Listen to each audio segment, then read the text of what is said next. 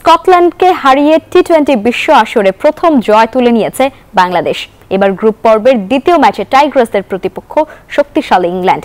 তাদের সাথেও লড়াইটা জমিয়ে তুলতে চান জ্যোতিরা, ধরে রাখতে চান জয়ের ধারাবাহিকতা। শারজায় শনিবার রাত 8টায় শুরু হবে ম্যাচটি। নারী ক্রিকেট এগিয়ে নিতে হলে করতে হবে ভালো কিছু। এশিয়ার মঞ্চে তার প্রমাণ আগেই দিয়েছে বাংলাদেশ।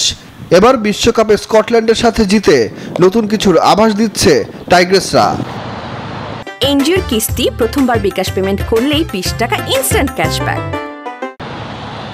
বিশ্বকাপের পরের রাউন্ডে খেলতে হলে দ্বিতীয় ম্যাচে ইংল্যান্ডের সাথে জয়টা বেশ প্রয়োজন। তবে এই ম্যাচে কঠিন পরীক্ষা দিতে হবে নিগার সুলতানাদের।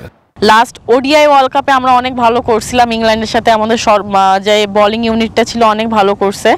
সো আশাবাদী কালকেও ইংল্যান্ডের সাথে আমাদের সর্বোচ্চ দেওয়া, তারপর আসলে রেজাল্ট বলে দিবে কি হবে।